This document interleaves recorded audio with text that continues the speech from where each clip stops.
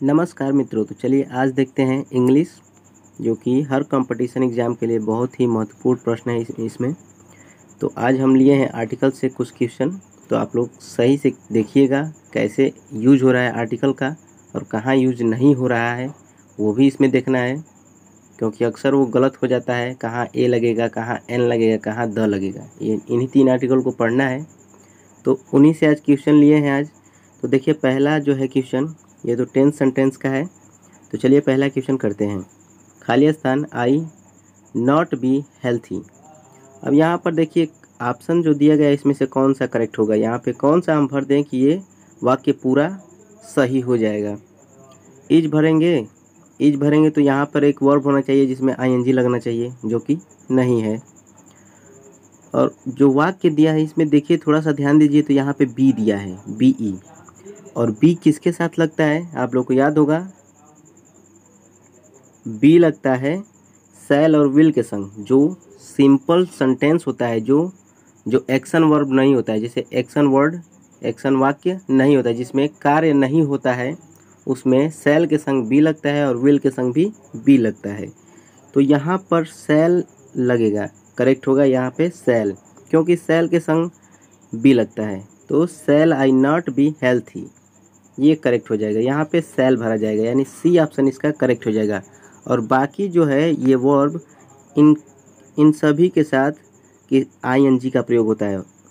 अगर आईएनजी नहीं रहता तो यहाँ पर बी भी नहीं रहता। अगर बी नहीं रहता तब तो कुछ सोच सकते थे कि आई के संग एम लगाते या फिर वाज लगाते, लेकिन यहाँ पे बी है, इसलिए यहाँ पे इकलौता ऑप्शन सी जो शैल है वही करेक्ट होगा।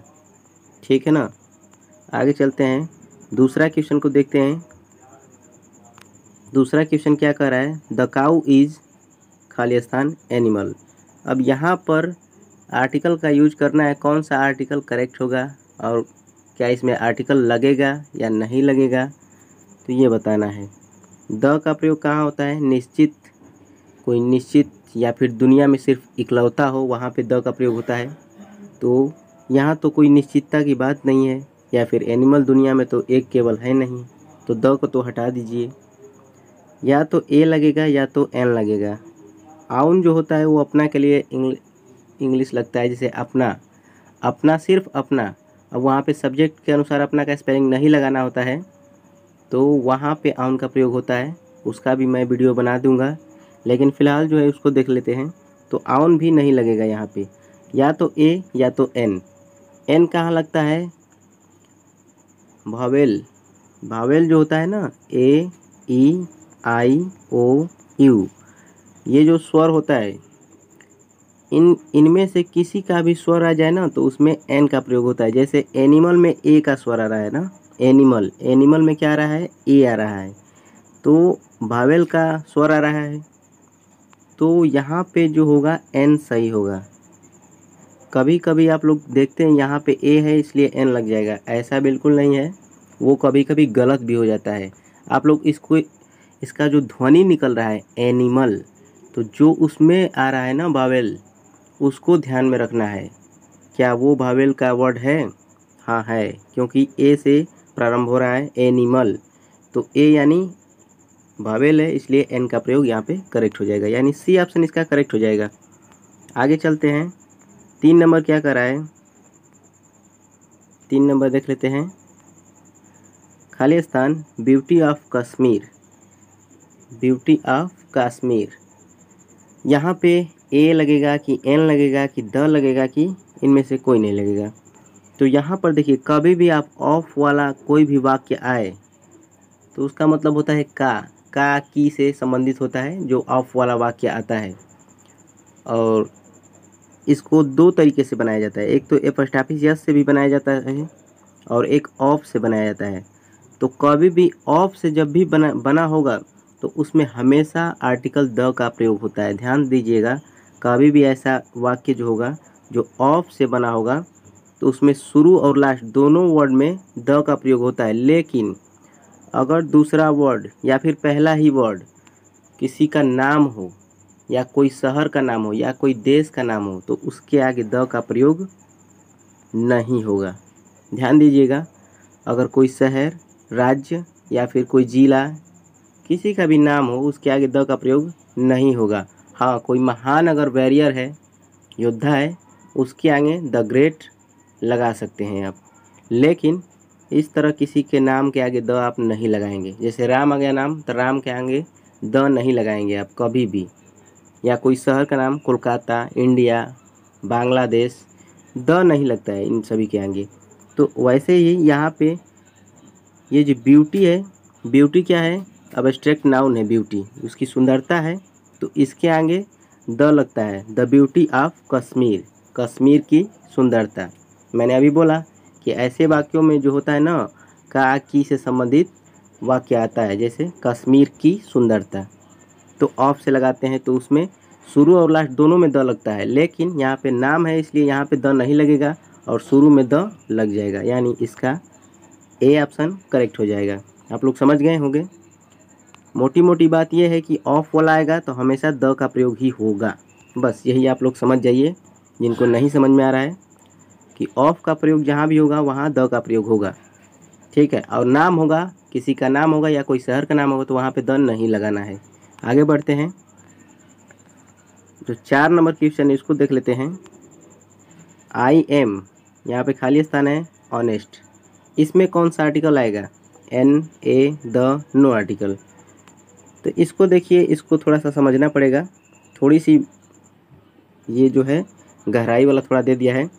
देखिए आई एम यहाँ पे तो हो रहा है ऑनेस्ट, यहाँ पे भी ए का भाव आ रहा है, ऑनेस्ट, ए का भाव आ रहा है, एन लगना चाहिए, लेकिन ऑनेस्ट जो है ये एक एडजेक्टिव है। एडजेक्टिव किसे कहते हैं, जो किसी की विशेषता को बताता है। तो ऑनेस्ट जो है ये विशेषता है, उसकी ईमानदारी है, ये उसमें खूबी है कि वो ऑनेस्ट है, ईमानदार है। तो एडजेक्टिव के आगे कभी भी आर्टिकल का यूज नहीं होता है, लेकिन एडजेक्टिव के बाद अगर कोई नाउन आ जाए तो उसके आगे द का प्रयोग या फिर ए का प्रयोग या फिर एन का प्रयोग हो सकता है। ध्यान दीजिएगा, यहाँ पे आप लोग कंफ्यूज मत होइएगा। सिर्फ एडजेक्टिव आ जाए तो वहाँ पे नो आर्टिकल करना है, नो आर्टिकल, समझ रहे हैं आप लोग। अगर सिर्फ एडजेक्टिव आ जाए तो नो आर्टिकल करना है, लेकिन एडजेक्टिव के बाद अगर कोई नाउन आ जाए, कोई भी नाउन आ जाए तो वहाँ पे इन तीनों में से कोई एक लग सकता है, ठीक है ना, आर्टिकल वहाँ पे यूज हो सकता है। अब जैसा टेंस रहेगा, जैसा वाक्य रहेगा, उसी के अनुसार हो जाएगा।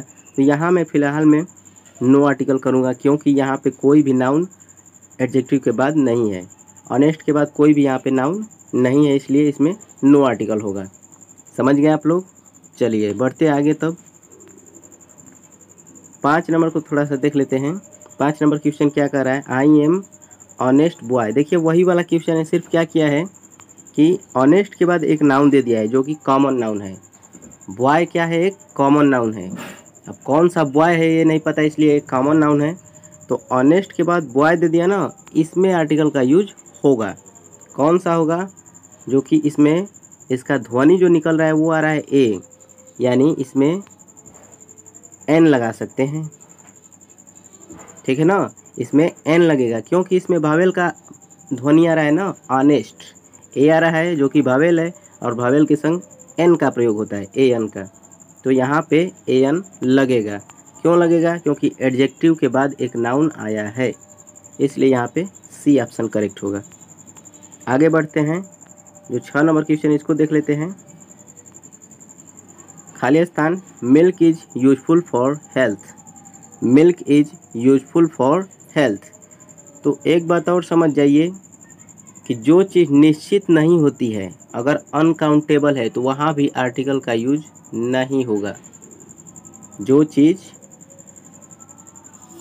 जैसे कि द्रव वाला है, द्रववाचक, मटेरियल, अनकाउंटेबल, मिल्क क्या है, अनकाउंटेबल नाउन है, उसको हम गिन नहीं सकते हैं। अगर वो निश्चित कर दे कि हाँ वो कैसा है, ऐसा है वैसा है, अगर निश्चित बोल रहा है कि हाँ वो देख चुका है उसे कि वो कैसा है, तब तो वहाँ पे आर्टिकल का यूज करेंगे, वरना यहाँ पे तो आर्टिकल का यूज नहीं होगा। यहाँ पे बस ये बताया जा रहा है कि दूध जो होता है हेल्थ के लिए लाभदायक होता है, यूजफुल होता है, ये कन्फर्म नहीं कर रहा है कि लाभदायक है, ठीक है ना। तो यहाँ पे आर्टिकल का यूज नहीं होगा, इसलिए इस पर नो आर्टिकल सही हो जाएगा। इसमें भी कोई आर्टिकल की ज़रूरत नहीं है, milk is useful for health हो जाएगा। समझ रहे हैं आप लोग? चलिए आगे बढ़ते हैं। 7 नंबर क्वेश्चन को देख लेते हैं थोड़ा सा। खाली स्थान, milk was very sweet, milk was very sweet. अब यहाँ पर देखिए वही वाला है, मिल्क यहाँ भी आया, मिल्क वहाँ भी था, लेकिन वहाँ जो था ना वो निश्चित नहीं था। यहाँ पे जो है वो पहले से ही देख चुका है। अगर आप लोग इसका हिंदी निकालें, मिल्क वाज वेरी स्वीट, इसका हिंदी क्या होगा? दूध बहुत मीठा था, यानी वो उसको चख चुका है, उसका स्वाद वो ले चुका है, तभी ना बता रहा है कि दूध बहुत मीठा था। ये पास्ट की बात हो रही है, वो बीत चुका है, ठीक है ना। तो यहाँ पे निश्चित कर दिया है कि वो दूध पी कर बता रहा है कि दूध मीठा था, इसलिए यहाँ पे आर्टिकल का यूज होगा। कौन सा आर्टिकल होगा? द आर्टिकल का यूज होगा। ए एन क्यों नहीं होगा? क्योंकि ए और ए एन जो होता है वो एक के लिए होता है, और ये तो अनकाउंटेबल नाउन है। यहाँ पे ए एन का प्रयोग या फिर ए का प्रयोग नहीं होगा, यहाँ पे द का प्रयोग होगा। The milk was very sweet, क्योंकि वो मिल्क को पहले से ही टेस्ट कर लिया है कि हाँ मीठा था, इसलिए वो बता रहा है। तो यहाँ पे द का प्रयोग करेक्ट हो जाएगा। समझ रहे हैं आप लोग? सी ऑप्शन करेक्ट हो जाएगा यहाँ पे। आगे बढ़ते हैं। 8 नंबर क्वेश्चन क्या कह रहा है? Choose the correctly spelled word. तो यहाँ पे करेक्ट वर्ड बताना है। नेगेटिव का स्पेलिंग क्या होता है?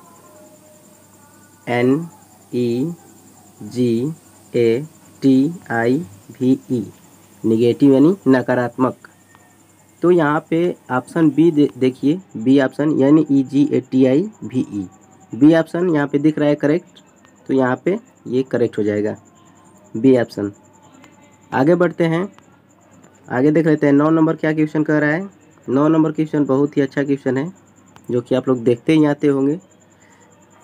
Choose the correctly spelled word.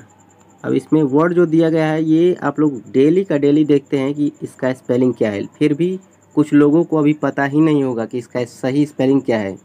देखते तो हैं लेकिन स्पेलिंग नहीं देखते हैं, वो व्हाट्सएप के अंदर देखते हैं, ठीक है। तो ए ऑप्शन व्हाट्सएप, बी भी व्हाट्सएप है, सी भी व्हाट्सएप है, ये भी व्हाट्सएप है। कौन सा व्हाट्सएप सही है अब देखना पड़ेगा। व्हाट्सएप का स्पेलिंग क्या होता है?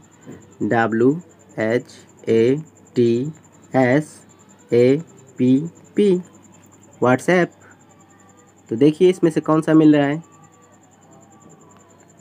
तो व्हाट्सएप यहाँ पे डी ऑप्शन जो है ये मिल रहा है, यानी डी ऑप्शन इसका करेक्ट हो जाएगा। ध्यान दीजिए, छोटी छोटी बात है।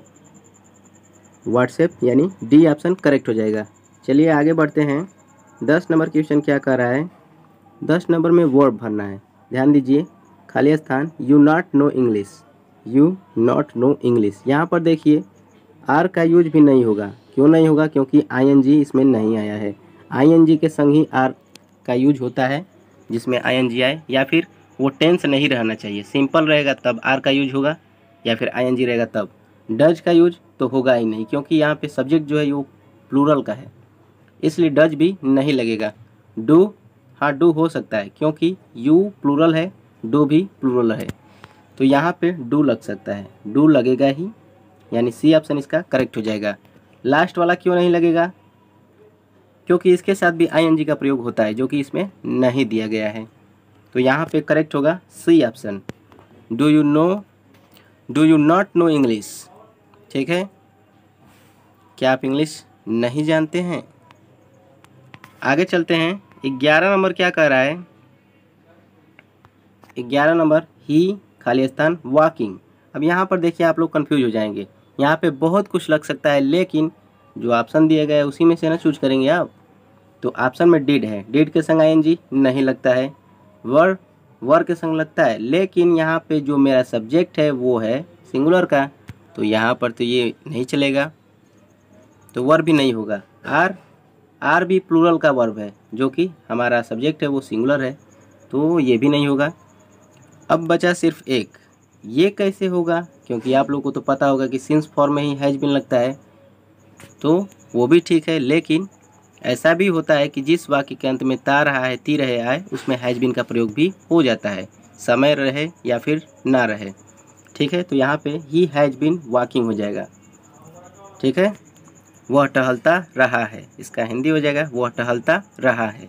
He has been walking. और ये जो टेंस होगा ये होगा प्रेजेंट परफेक्ट कंटिन्यूअस का। ठीक है, तो यहाँ पे डी ऑप्शन इसका करेक्ट हो जाएगा। He has been walking. जो ऑप्शन दिया गया है उसमें से डी ऑप्शन बिल्कुल करेक्ट है। आगे चलते हैं 11 नंबर, नहीं 12 नंबर है, 11 तो हो गया, 12 नंबर को देख लेते हैं।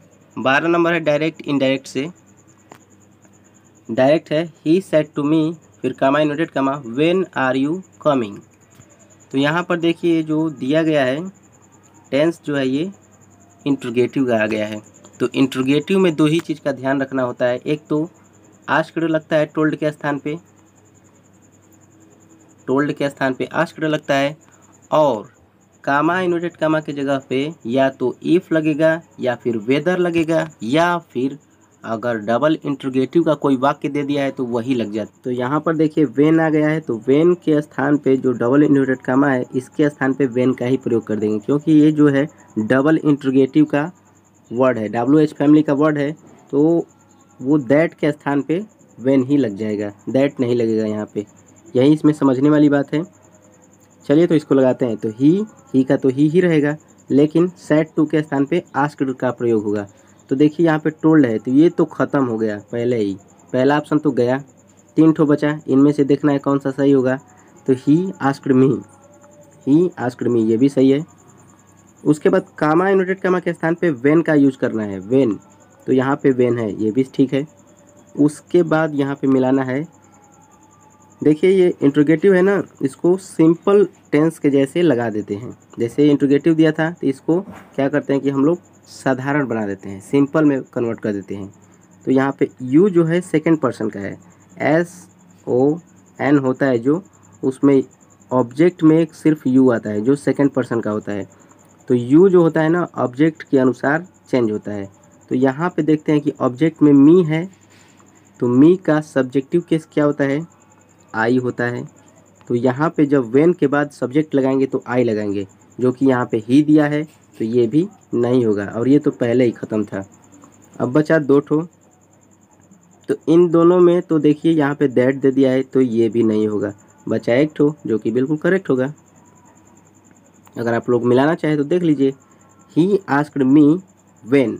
उसके बाद देखिए यहाँ पे आई दिया है, क्योंकि ऑब्जेक्ट में मी था, तो मी का सब्जेक्टिव केस आई होता है। और वाज कमिंग, वाज क्यों लगा है, क्योंकि ये था प्रेजेंट कंटिन्यूअस का, तो जब चेंज होगा इनडायरेक्ट में तो वो पास्ट कंटिन्यूअस में चला जाएगा, और उसका हेल्पिंग वर्ब वाज लगता है, तो इसलिए डी ऑप्शन करेक्ट हो जाएगा। आगे चलते हैं, 13 नंबर जो क्वेश्चन है इसको देख लेते हैं। Ravi says to me comma inverted comma he is my friend. यहाँ पर देखिए सेज वाला आ गया है, इसको थोड़ा सा ध्यान देना पड़ेगा आप लोग को, और आप लोग ध्यान से इसको नोट कर लीजिएगा, क्योंकि ये बहुत फंसा देता है, गड़बड़ कर देता है। देखिए इसमें सेज कभी भी आए ना तो सेज टू के स्थान पे टेल या फिर टेल्स का प्रयोग करते हैं। जैसा सेज अगर रहेगा तो टेल्स, और सिर्फ से रहेगा तो टेल का प्रयोग करते हैं। तो यहाँ पर देखिए सेज है इसलिए टेल्स का यूज होगा। तो रवि टेल्स इसमें भी लगा है, टेल्स इसमें भी, देखिए इसमें टेल लगा है, ये तो ख़त्म हो गया, तीसरा ऑप्शन पहले ही ख़त्म। बचा 3 ठो, इसमें से मिलाना है। तो रवि टेल्स मी, सब में है मी, इतना तो सब में करेक्ट है। उसके बाद देखिए ये कामा इनवर्टेड कामा को हटाते हैं, तो यहाँ पे क्या लगाते हैं, यहाँ पे दैट ही लगाते हैं, यहाँ पे कोई नहीं लगाएंगे, यहाँ पे दैट ही लगाएंगे। ठीक है, तो यहाँ पे पहला ऑप्शन भी ख़त्म हो गया, और तीसरा ऑप्शन तो ऐसे ही ख़त्म था। 2 ठो तो ख़त्म हो गया, बचा 2 ठो, इन्हीं में से मिलाना है हमको। अब देखिए यहाँ पे जो है, अब देखिए यहाँ पे जो है टेंस जो है ना, ये टेंस चेंज नहीं होता है कभी भी। से या सेज का आए इनडायरेक्ट डायरेक्ट बनाने के लिए, तो यहाँ पे टेंस चेंज नहीं करेंगे, जैसा है वैसा ही हेल्पिंग वर्ब लगाएंगे। तो यहाँ पे ही इज ही लगेगा। तो Ravi tells me that he is his friend, he is his friend. तो यहाँ पर देखिए चौथा ऑप्शन जो मिल रहा है यही सही दिख रहा है, क्योंकि पहला ऑप्शन में तो टू लगा था, ये गलत हो गया था। इसमें वाज लगा था, वो जो कि वाज होगा नहीं, मैंने अभी बोला कि टेंस चेंज नहीं होगा, जिसमें है उसी में रहेगा। और इसमें तो देखिए इसमें क्या गलत था, हाँ टेल, देखिए टेल में यस नहीं लगा था, ये गलत था। चौथा ऑप्शन बिल्कुल करेक्ट मिल रहा है। और यहाँ पे देखिए माई के स्थान पे हिज लगाया है, क्योंकि यहाँ पे जो ऑब्जेक्ट जो इसका सब्जेक्ट है ये है रवि, और रवि का प्रोनाउन ही, और ही का जो होता है ना एडजेक्टिव हिज होता है, माई नहीं होता है। ठीक है, तो माई को चेंज कर दिए हैं हिज में, टेंस नहीं चेंज हुआ है, सिर्फ माई को चेंज किए हैं हिज में।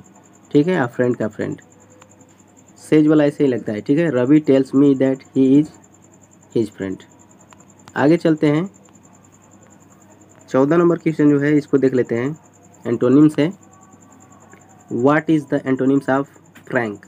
फ्रैंक का मतलब होता है खुलकर, बिल्कुल स्वतंत्र, खुलकर। तो इसका उल्टा क्या होगा, इसका उल्टा क्या होगा, जो संकोच में होगा, चिंतित होगा। स्पेंड यानी खर्च करना होता है, ये तो होगा नहीं। डेफिट यानी हार, बून यानी वरदान, और सी माने होता है संकोच। जो अभी मतलब कि कोई भी आप मान लीजिए कोई सवाल ही बता रहे हैं तो उसको अभी संकोच रहेगा कि ये यहाँ पे नहीं आया, डाउट रहेगा ये यहाँ पे नहीं आया। और फ्रैंक का मतलब होता है बिल्कुल खुलकर एकदम बोल देगा कि यहाँ पे मुझे डाउट है। ठीक है, तो आप लोग को भी फ्रैंक रहना है और बोल देना है कि यहाँ पे मुझे डाउट हो गया, तो आपका सोल्यूशन आपको मिलेगा। तो यहाँ पे फ्रैंक का जो होगा विलोम वो सी हो जाएगा, सी यानी संकोच। ठीक है, यानी सी ऑप्शन करेक्ट हो जाएगा। आगे चलते हैं, 15 नंबर जो है सिनोनिम्स है। Synonyms, what is the synonyms of champion. Champion यानी क्या होता है, विजेता। अभी इंडिया विजेता हुआ है वर्ल्ड कप T20 में, तो विजेता को और किस नाम से जानते हैं हम लोग, आप लोग को ऑप्शन में दिख गया होगा। पहला ऑप्शन विनर, विनर को ही विजेता बोलते हैं या फिर चैम्पियन बोलते हैं।